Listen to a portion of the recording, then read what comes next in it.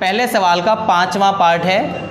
अगर बोर्ड में सवाल पूछा जाता है या कोई भी सवाल देगा तो सिंपल अलग से, तो ऐसे एक सवाल को जब दिया जाएगा तो इस तरीके से लिखा जाएगा, बहुपद t² - के शून्य ज्ञात कीजिए, यानी कि जीरोज फाइंड करने हैं और शून्य को तथा गुणांक को, जीरोज का और कोफिशिएंट का के बीच संबंध यानी कि रिलेशन क्या है उसकी सत्यता यानी कि वेरीफाई करना है और उसकी जांच करनी है कि उनके बीच में आपस में संबंध क्या है। तो सबसे पहले हल लिखेंगे और हल के बाद में यानी कि सॉल्यूशन में यहाँ पे t² - के 15 ये सवाल है। अब इसका सॉल्यूशन करेंगे। इसका सॉल्यूशन करने के लिए ये जो है इसमें आइडेंटिटी लगेगी, ये बच्चों को आपको याद भी होगी, a² - के b²।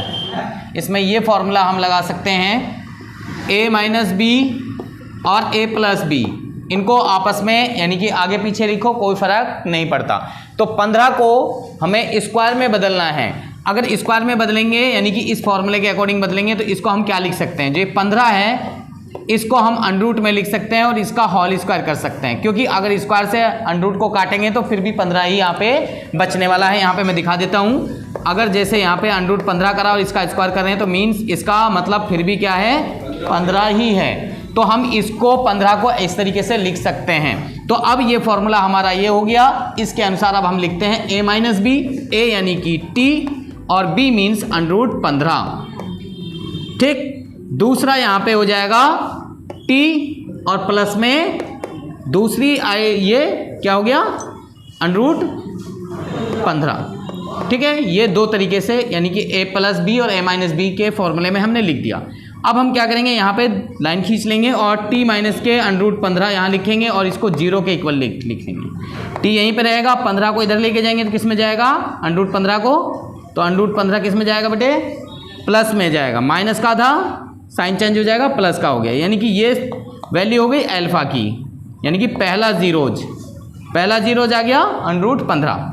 दूसरा क्या होगा t + 15 है, इसको भी किसके इक्वल लिख √15 को 0 को इक्वल लिखेंगे, किसके 0 के। t यहीं रहेगा, इसको इधर लेके जाएंगे, यहाँ प्लस है तो दूसरी साइड में किस में जाएगा बेटे माइनस में, -15।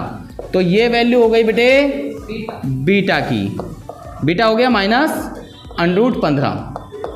ये दो वैल्यूज हमारी आ गई अल्फा और बीटा, यानी कि दो शून्यक आ गए बेटे। क्या आ गए, दो शून्यक। अब हम निकालेंगे इससे जब कंपैरिजन करेंगे, यानी कि यहाँ पे a क्या होगा जब इसकी कंपैरिजन करेंगे x² प्लस में bx प्लस में c की, a क्या होगा 1, b क्या होगा यानी कि जो वेरिएबल के साथ में कोई न्यूमेरिकल वैल्यू होती है केवल वो वाला पार्ट इसमें है ही नहीं तो 0 हो गया। c क्या होगा बेटे -15। ठीक है, अब हम शून्यकों का योग और गुणनफल निकालते हैं। शून्यकों का योग दोनों फॉर्मूले से निकालेंगे बेटे, यानी कि सम ऑफ जीरोज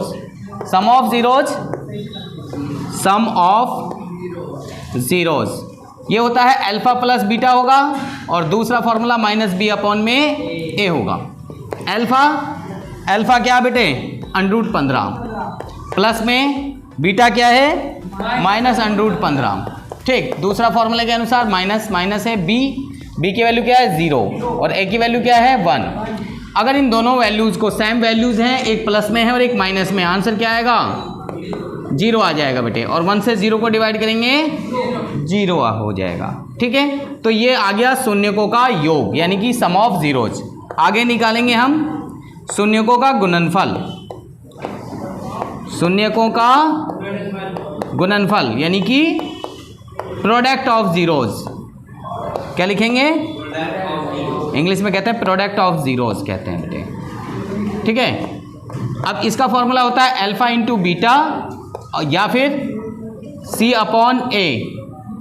अल्फा क्या है बेटे, अल्फा क्या है √15 गुणा के, और बीटा क्या है √15। c क्या है बेटे, c क्या है -15 और a क्या है बेटे 1। भाई दोनों को अगर मल्टीप्लाई करेंगे, मैंने सीधा बताया हुआ है आपको, अगर सेम नंबर है और दोनों अंडरूट में हैं तो वो पूरा कंप्लीट लिखा जाता है 15 लिखा जाएगा। यहाँ पे माइनस का साइन है, यहाँ प्लस का साइन है, तो प्लस और माइनस की मल्टीप्लाई करेंगे तो किसका साइन आ जाएगा? माइनस का साइन आ जाएगा। और यहाँ पे 1 से अगर इस नंबर को डिवाइड करेंगे तो -15 ही आ जाएगा। तो ये इनके बीच में रिलेशन को दर्शा रहा है। ठीक है, तो इस तरीके से इस सवाल को हल करना है। ठीक है भाई, आगे समझ में